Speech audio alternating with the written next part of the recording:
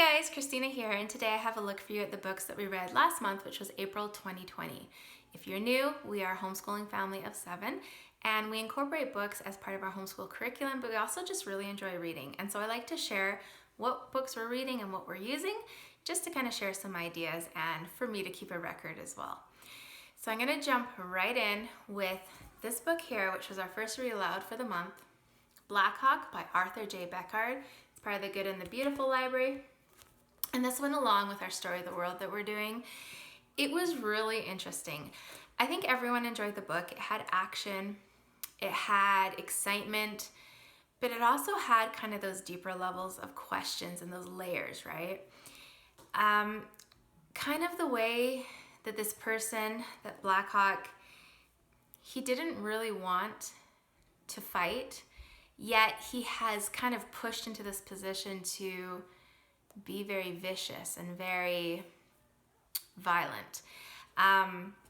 It's kind of hard to explain, but I felt like even though it was violent, it was still appropriate for children. If you have young children, you want to maybe pre-read it. But I felt like it was a good book to read to kind of give both sides to that story. And I thought it was really interesting how his life kind of evolved and his thoughts about violence and about his people and the white settlers. So just a really interesting book. I really enjoyed it. My kids enjoyed it. It's a thicker one. It's about just under 200 pages and it's their reading level 9. But definitely going to keep this one. I felt like it kind of opened the mind a little bit. I like that kind of book. So then we moved on to this one here. This is Gold Mountain. This is again from the Good and the Beautiful library. And it's by Gwendolyn Lampshire Hayden and Pearl Clements Gischler, I think. It's only a level 4, so it's a much easier read.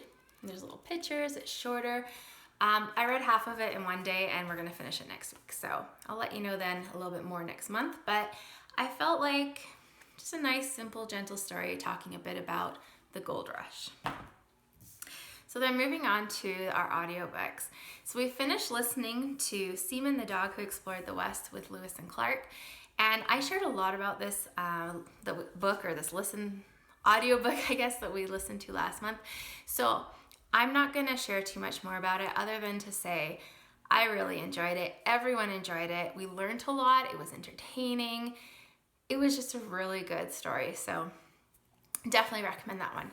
And then we moved on to listening to Amos Fortune Freeman by Elizabeth Yates.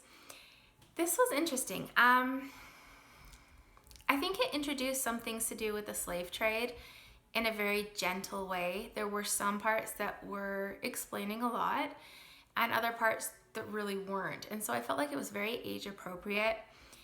And it definitely showed a sense of how people changed and how they were completely taken from the lives they had. So it was a good listen to. It wasn't that long either. It was quite short. And then we moved on to the one we're listening to right now by The Great Horn Spoon, and it's by Sid Fleshman. Is I believe how you say the last name. We have only about 40 minutes left. Everyone has loved this audiobook. We're listening to, I'll make sure I put the actual picture. It's from Hoopla. It's like a full cast of characters and they have some music in it, and it's such a fun story and it's funny, and just with the music and the character voices, it's really engaging. So we've listened to this one quite quickly. Everyone really enjoys it. And again, all of those went along with the Story of the World that we're doing as we went through those chapters. So moving on to my kids. So my 12-year-old, he read this book here, Crystal and the Sea Larks by Crona Temple. Again, the Good and the Beautiful library. So we don't have a library open to us right now, which actually I should mention, it affected some of our read alouds and our audio that we were going to listen to. I had to make some changes because I couldn't get things I had requested. My children also didn't do any independent reading for school this month because I couldn't get any of the books. So I did put an order in with the Good and the Beautiful when they had 15% off and got a whole bunch of books. So you're gonna see a lot here and over the next few months. And I'm so glad I did because we have books to read. So he read this one here. It is a level 11. You can see what it looks like in there. It's quite short. He said it was meh, but interesting. He gave it 3 out of 5. So I haven't read it, but interesting to read this one. And then he read more Percy Jackson, that type of story he really likes, and all my boys love comics and they read a lot of comics. So then moving on to my 10-year-old. He read this one here, which is Prairie Dog Town. Again, The Good and the Beautiful. This is a level 7. This went along with, they just released a mammals unit, and this is one that went in it, I think. I think it was from that. And it's more of like information than a story. And he said it was pretty good. He gave it like, I think he said 4.5. Yeah. Oh, he gave this one 5. He really liked it. Short and simple. Then he read this one here, Tiger on the Mountain by Shirley L. Aurora. Again, Good and Beautiful. Give you a look inside. And this is a level 7. He gave this one 4.5. So he quite liked it. So it was an interesting one. I think, I'm trying to remember, I think this might be one we're doing as a read aloud next year. It looks familiar. I think so. And then he read, again, comics, lots of Archies. They had gone before our library closed and took a whole bunch of Archie comics out, so they've been reading those over and over again. Other comic books, that type of thing. Then my 9-year-old, he, again, Archie, he has reread the whole Magic Treehouse series again this month, and he also read the Hardy Boys. He'd taken a couple out from our library before it closed, and he reread some of those. So that's what he's mainly been reading. Now my 6-year-old, she has been reading these books here. Again, The Good and the Beautiful. These are called Luke's Adventure and Lily's Pumpkins. It's part of Luke and Lily of the Lighthouse, and these are 1B books.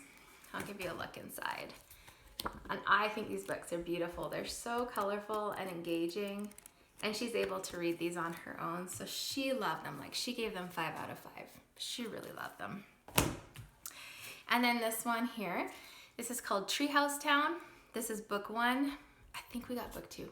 Maybe book 2 is not out. I can't remember. Again, from The Good and the Beautiful, and this is a 2B. So it's a little bit harder, but again, still fairly simple, beautiful pictures, and so she's working her way through that one right now. And then as part of her language arts curriculum, she has been reading the Little Bear books. So these are the 3 she read this month. She's on her 4th one, and she has 1 more she needs to read. I'll just give you a quick look if you haven't seen these books. Very simple pictures, simple stories, early readers. So